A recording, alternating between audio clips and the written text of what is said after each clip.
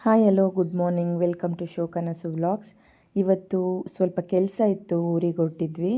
ಅಣ್ಣ ಬಂದು ಹೊರಗಡೆ ವೆಯ್ಟ್ ಮಾಡ್ತಿದ್ದ, ರೆಡಿ ಆದೆ. ಸ್ವಲ್ಪ ಹಾಗೆ ಹೋಗೋ ದಾರಿಲಿ ದೇವಸ್ಥಾನಕ್ಕೆ ಹೋಗಿ ಬ್ಲೆಸ್ಸಿಂಗ್ಸ್ನ ತೊಗೊಂಡು ಹೊರಟ್ವಿ. ತುಂಬ ಚಳಿ ಇದ್ದಿದ್ದರಿಂದ ನಿಜವಾಗ್ಲೂ ಹೆಂಗಾಗ್ತಿತ್ತು ಅಂದರೆ ಹೇಳೋಕ್ಕೆ ಆಗಲ್ಲ. ಫುಲ್ಲು ಇಬ್ಬರು ನಡಕ್ತಾ ಇದ್ವಿ, ಯಾಕಾದರೂ ಇಷ್ಟು ಬೇಗ ಹೊರಟು ಅನ್ನಿಸ್ತಾ ಇತ್ತು. ಆದರೆ ಊರಲ್ಲಿ ಸ್ವಲ್ಪ ಕೆಲಸ ಇರೋದ್ರಿಂದ ಬೇಗನೆ ಹೊರಟ್ವಿ, ಬೇಗ ರಿಟರ್ನ್ ಆಗೋಣ ಅಂತ ಹೇಳಿ. ಹಾಗೆ ಹೋಗೋ ದಾರಿಲಿ ನೆಲದ ಸಿರಿ ಅಂತ ಒಂದು ರೆಸಾರ್ಟ್ನ ನೋಡಿದೆ. ಆ ರೆಸಾರ್ಟ್ ಚೆನ್ನಾಗಿದೆಯಾ ಏನೋ ನನಗೂ ಗೊತ್ತಿಲ್ಲ ಇನ್ಫಾರ್ಮೇಷನು. ಒಂದು ಸಲ ಹೋಗಿ ಬರಬೇಕು ಅಂತ ಅನ್ನಿಸ್ತಾ ಇತ್ತು. ಅದಕ್ಕೆ ಅದನ್ನು ಒಂದು ಸ್ವಲ್ಪ ಶೂಟ್ ಮಾಡಿಕೊಂಡೆ, ನೋಡೋಣ ನೆಕ್ಸ್ಟ್ ಟೈಮ್ ಹೋಗೋಣ ಅಂತ ಹೇಳಿ.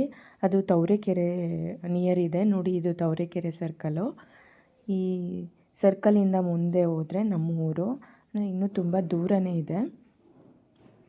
ಹಾಗೆ ಹೋಗ್ತಾ ತುಂಬ ಚಳಿ ತಡೆಯೋಕ್ಕಾಗದೆ ನಾನು ಹೇಳಿದೆ, ಎಲ್ಲಾದರೂ ಸ್ವಲ್ಪ ಗಾಡಿ ನಿಲ್ಲಿಸು, ಒಂದು ಸ್ವಲ್ಪ ಟೀ ಏನಾದರೂ ಕುಡಿದ್ಬಿಟ್ಟು ಹೋಗೋಣ ಅಂತ ಹೇಳಿ ಅಣ್ಣಂಗೆ ಹೇಳಿದೆ. ಇಲ್ಲೇ ನಿಯರ್ ಇರೋ ಒಂದು ಬೇಕ್ರಿ ಹತ್ರ ಹಾಕು ಗಾಡಿ, ಸ್ವಲ್ಪ ಶುಂಠಿ ಟೀ ಕುಡಿಯೋಣ ಅಂತ ಹೇಳಿದೆ. ಅವನು ಗಾಡಿ ನಿಲ್ಲಿಸ್ದ. ಫೈನಲಿ ನಾವು ಒಂದು ಶುಂಠಿ ಟೀ ತಗೊಂಡು ಕುಡಿದ್ವಿ. ಯಾಕಂದರೆ ಈ ಚಳಿಗಾಲದಲ್ಲಿ ತುಂಬಾ ಹೆಲ್ತನ್ನ ಕಾನ್ಸಂಟ್ರೇಷನ್ ಮಾಡಬೇಕು. ಈ ಚಳೀಲಿ ಟ್ರಾವೆಲ್ ಮಾಡೋದಂದ್ರೇ ತುಂಬ ಕಷ್ಟ, ತುಂಬ ಪೇಷನ್ಸ್ ಬೇಕು. ಆದರೂ ಹೋಗಲೇಬೇಕಾಗಿತ್ತು ನಾವು. ಅಷ್ಟರಲ್ಲಿ ಸೂರ್ಯ ಕೂಡ ಎಂಟ್ರಿ ಕೊಡ್ತಾಯಿದ್ರು, ನೋಡ್ಬಿಟ್ಟು ತುಂಬಾ ಖುಷಿ ಆಯಿತು. ಹಾಗೆ ಅಲ್ಲೊಂದು ಟೆಂಪಲ್ ಚೆನ್ನಾಗಿತ್ತು, ಅದನ್ನು ಕೂಡ ಕ್ಯಾಪ್ಚರ್ ಮಾಡಿಕೊಂಡೆ. ಹಾಗೆ ಹೋಗ್ತಾ ದಾರಿಲಿ ನಮ್ಮ ಊರ ಹತ್ರ ಬಂತು ಅಂತ ಗೊತ್ತಾಯಿತು. ಸೀರಿಯಸ್ಲಿ ತುಂಬ ಅಂದರೆ ತುಂಬ ಖುಷಿ ಆಯಿತು. ಈ ವೇನಲ್ಲಿ ಒಂದು ಗೇಟ್ ಸಿಗುತ್ತೆ. ಈ ಗೇಟ್ ಹತ್ರ ಪರ್ಮಿಷನ್ ತೊಗೊಂಡ್ರೆ ಮಾತ್ರ ಒಳಗಡೆ ಬಿಡೋದು. ಆ ಊರವ್ರು ಯಾರಾದರೂ ಕಾಲ್ ಮಾಡಿ ಹೇಳಿದ್ರೆ ಮಾತ್ರ ಒಳಗಡೆ ಬಿಡ್ತಾರೆ, ಇಲ್ಲಾಂದರೆ ಬಿಡಲ್ಲ.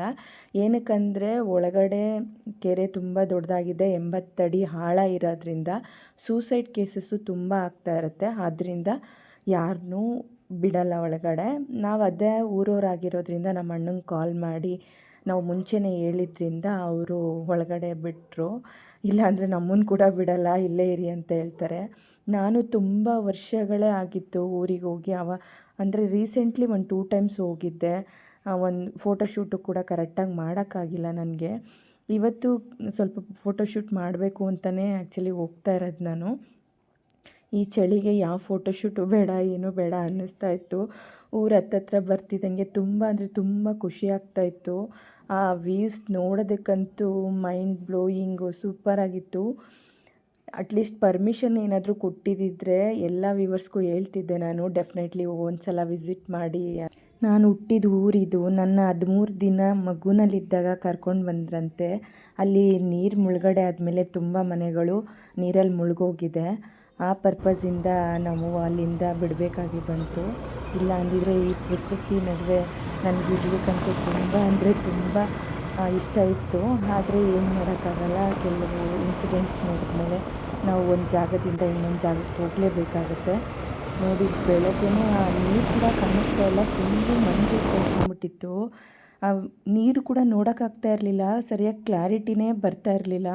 ಫುಲ್ಲು ಏನು ನೀರಾ ಇದು ಏನಂತಲೇ ಗೊತ್ತಾಗ್ತಿರ್ಲಿಲ್ಲ ನಮಗೆ ರೋಡಲ್ಲಿ ಹೋಗ್ಬೇಕಾದ್ರೆ. ಆದರೂ ತುಂಬ ಅಂದರೆ ತುಂಬ ಒಂಥರ ಅಲ್ಲಿಗೆ ಹೋದ್ಮೇಲೆ ಮೈಂಡ್ ತುಂಬಾ ರಿಫ್ರೆಶ್ಮೆಂಟ್ ಆಯಿತು. ತುಂಬ ಖುಷಿಯಾಗಿ ನಮ್ಮ ಅಣ್ಣಂಗೆ ಹೇಳ್ತಾಯಿದ್ದೆ, ನೋಡು ಚಳಿ, ಇಷ್ಟು ಚಳಿ ಇದ್ರೂ ನಾವು ಎಷ್ಟು ಪುಣ್ಯ ಮಾಡಿದ್ದೀವಲ್ವ ಇಂಥ ಪ್ಲೇಸ್ನ ನೋಡೋದಕ್ಕೆ. ಹಾಗೆ ಇದು ನಮ್ಮೂರು ಅಂತ ಹೇಳ್ಕೊಳ್ಳೋದಕ್ಕೆ ನಾವೆಷ್ಟು ಅದೃಷ್ಟವಂತರು ಅಲ್ವಾ ಅಂತ ಹೇಳಿ ನಮ್ಮ ಅಣ್ಣಂಗೆ ಹೇಳ್ಕೊಂಡು ಬರ್ತಾಯಿದ್ದೆ ರೋಡಲ್ಲಿ.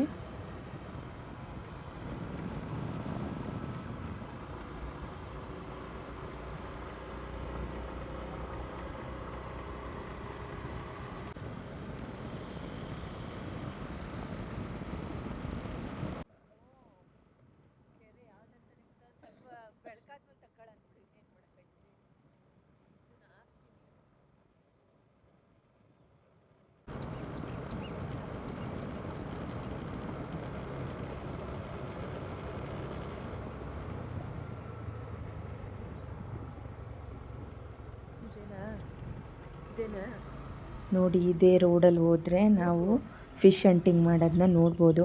ಆದರೆ ನಮಗೆ ಪರ್ಮಿಷನ್ ಇಲ್ಲ, ಆದ್ದರಿಂದ ನಮ್ಮ ಅಣ್ಣನ ಕರ್ಕೊಂಬರೋಣ ಅಂತ ಹೋಗ್ತಾಯಿದ್ದೀವಿ. ನೋಡಿ ಇದೇ ನಮ್ಮೂರು ಅವೇರಹಳ್ಳಿ ಅಂತ ಹೇಳಿ. ಅಣ್ಣ ಬರ್ತೀನಿ ಅಂತ ಹೇಳಿದ್ರು. ಅದಕ್ಕೋಸ್ಕರ ಅವ್ರನ್ನ ಮನೆ ಹತ್ರ ಹೋಗಿ ಪಿಕ್ ಮಾಡೋಣ ಅಂತ ಹೇಳಿ ಹೋಗ್ತಾ ಇದ್ದೀವಿ. ಅವರು ಪಾಪ ಚಳೀಲಿ ನಮಗೋಸ್ಕರ ಆಯಿತು ಬರ್ತೀನಿ ಅಂತ ಹೇಳಿ ಬಂದರು. ಎಷ್ಟು ಫಾಸ್ಟಾಗಿ ಹೋಗ್ತಿದ್ದಾರೆ ಅಂದರೆ ನಮ್ಗೆ ಅವ್ರು ಕಾಣಿಸ್ತಾನೇ ಇಲ್ಲ. ಈ ಮಂಜೆಲ್ಲ ಫುಲ್ಲು ಸ್ಪ್ರೆಡ್ ಆಗಿರೋದಕ್ಕೂ ನಮ್ಗೆ ಏನೂ ಕಾಣಿಸ್ತಾ ಇರಲಿಲ್ಲ ರೋಡಲ್ಲಿ. ಅವ್ರು ನೋಡಿದ್ರೆ ಫುಲ್ಲು ಫಾಸ್ಟಾಗಿ ಗಾಡಿ ಓಡಿಸ್ಕೊಂಡು ಹೋಗ್ತಾಯಿದ್ರು. ಆಮೇಲೆ ಸ್ಲೋ ಮಾಡಿ ಅಂತ ಹೇಳಿ ಫೋನ್ ಮಾಡಿ ಹೇಳಿದ್ವಿ. ಆಮೇಲೆ ನಿಧಾನಕ್ಕೆ ಹೋದರು. ಫೈನಲಿ ಆ ಪ್ಲೇಸ್ಗೆ ನಾವು ರೀಚ್ ಆದ್ವಿ. ವ್ಯೂಸ್ ನೋಡಿ ಹೇಗಿದೆ. 8-9 ಗಂಟೆ ಮೇಲಾಗುತ್ತೆ. ಅಲ್ಲಿಂದ ಬಂದು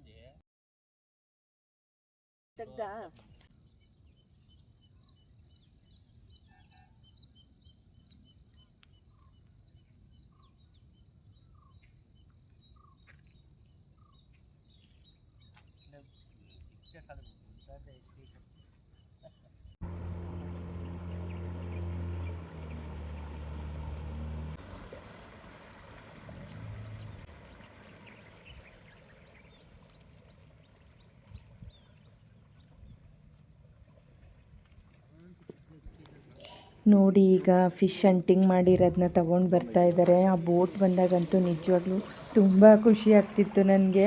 ಆ ಫಿಶ್ಗಳನ್ನ ನೋಡಬೇಕು ಅಂತ ಹೇಳಿ ಈ ಚಳಿಲೇ ಅಷ್ಟು ದೂರದಿಂದ ಬಂದಿದ್ದೀನಿ. ಇದಕ್ಕೋಸ್ಕರನೇ ನಾನು ಕಾಯ್ತಾ ಇದ್ದೆ. ಫೈನಲಿ ಬೋಟ್ ಬಂತು. ಅವರಂತೂ ಶೂಟ್ ಮಾಡ್ತಿದ್ದೀರಾ, ಮಾಡಬೇಡಿ, ನೀವು ಶೂಟ್ ಮಾಡಿದ್ರೆ ಪೊಲೀಸವ್ರು ಏನಾದರೂ ನಮಗೆ ಇದು ಮಾಡ್ತಾರೆ, ಆ ಥರ ಶೂಟ್ ಮಾಡೋಕ್ಕೆ ಹೋಗಬೇಡಿ ಅಂತೆಲ್ಲ ಹೇಳ್ತಾಯಿದ್ರು. ಆದರೂ ರಿಕ್ವೆಸ್ಟ್ ಮಾಡಿಕೊಂಡು ಅವ್ರನ್ನ ನಾವಿದೇ ಊರವರು ಅಂತ ಹೇಳಿ ಫೈನಲಿ ಫೋಟೋಸ್ನೆಲ್ಲ ಕ್ಯಾಪ್ಚರ್ ಮಾಡಿಕೊಂಡೆ. ಈ ಫಿಶ್ಗಳ ರಾಶಿ ನೋಡಿ ಎಷ್ಟು ನೋಡೋದಕ್ಕೆ ತುಂಬ ಚೆನ್ನಾಗಿ ಅನ್ನಿಸ್ತಾ ಇದೆ. ಆದರೂ ಪಾಪ ಅನ್ನಿಸ್ತಾ ಇದೆ. ಆದರೂ ಏನೂ ಮಾಡೋಕ್ಕಾಗಲ್ಲ. ನಾವು ನಾನ್ ವೆಜ್ ಲವರ್ಸ್ ಆಗಿರೋದ್ರಿಂದ ಫಿಶ್ಗಳನ್ನ ಇಷ್ಟಪಟ್ಟೇ ಪಡ್ತೀವಿ.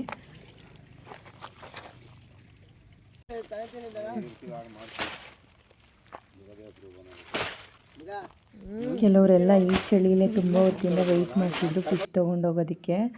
ನಾನಂತೂ ಆ ಫಿಶ್ನ ಹಿಡ್ಕೊಬೇಕಂದ್ರೆ ಸರ್ಕಸ್ಸೇ ಮಾಡಿದ್ದೀನಿ. ನನಗಂತೂ ತುಂಬ ಅಂದರೆ ತುಂಬ ಭಯ ಆಗ್ತಾಯಿತ್ತು. ಇದೆಲ್ಲ ಫಸ್ಟ್ ಟೈಮ್ ನಾನು ಈ ಫಿಶ್ ಹಿಡಿಯೋದು ಕೂಡ ನಾನು ನೋಡಿಲ್ಲ. ಕೈಯಲ್ಲಿ ಹಿಡ್ಕೊಂಡಿರೋದು ಕೂಡ ಇವತ್ತೇ ನಾನು. ನಿಜವಾಗ್ಲೂ ಅದು ಒಂಥರ ಎಕ್ಸ್ಪೀರಿಯೆನ್ಸೇ ಬೇರೆ, ಹೇಳೋಕ್ಕೆ ಆಗ್ತಿಲ್ಲ. ತುಂಬ ಎಕ್ಸೈಟೆಡ್ ಆಗಿದ್ದೆ ನಾನಂತೂ. ಅವರಂತೂ ಅಲ್ಲಿರೋರೆಲ್ಲ ನನ್ನ ನೋಡಿ ನಗ್ತಾಯಿದ್ರು. ಇಷ್ಟೊಂದು ಹೆದರ್ಕೊತೀರಾ ನೀವು ಅಂತೇಳಿ. ನಮ್ಮ ಅಣ್ಣ ನಾವು ಬಂದಿದ್ದೀವಿ ಅಂತ ಫಿಶ್ ಕೂಡ ಪರ್ಚೇಸ್ ಮಾಡಿದ್ರು, ಸಾಂಬಾರು ಮಾಡಿಕೊಡ್ತೀನಿ ಅಂತ ಹೇಳಿ. ನಮಗೆ ಟೈಮ್ ಇರಲಿಲ್ಲ ಅಷ್ಟೆಲ್ಲ. ಆದರೂ ಕೂಡ ಈ ಫಿಶ್ಗಳನ್ನ ನೋಡಿ ತಿನ್ನಲೇಬೇಕು ಅನ್ನಿಸ್ತು. ನನಗೆ ಒಂದು ಸಲ ಮುಟ್ಟಿ ಧೈರ್ಯ ಬಂದಮೇಲೆ ಪದೇ ಪದೇ ಮುಟ್ಟಬೇಕು ಅನ್ನಿಸ್ತಾ ಇತ್ತು. ಆ ಫಿಶ್ನ ಮುಟ್ಟೋದ್ರಲ್ಲಿ ಏನೋ ಒಂಥರ ಖುಷಿ ಇತ್ತು. ನಾನಂತೂ ಚೆನ್ನಾಗೇ ಫೋಟೋಶೂಟ್ ಮಾಡಿದೆ. All fish lovers.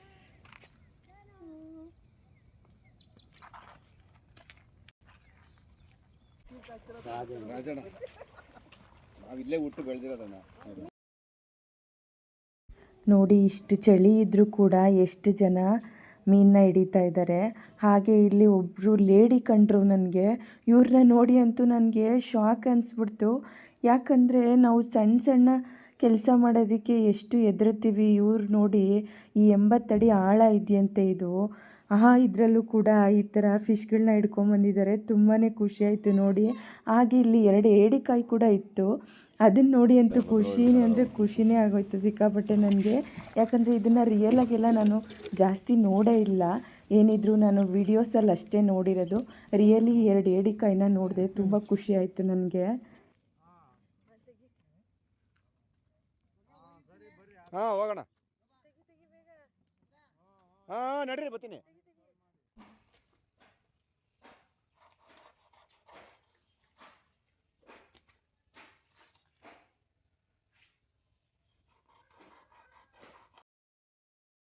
ಅಣ್ಣ ಫಿಶ್ ಕ್ಲೀನ್ ಮಾಡ್ತಾ ಇದ್ದಾರೆ. ಲೇಟ್ ಆದರೆ ನಾವು ಹೊರಟೋಗ್ತೀವಿ ಅಂತ ಬೇಗ ಬೇಗ ಮಾಡ್ತಿದ್ದಾರೆ.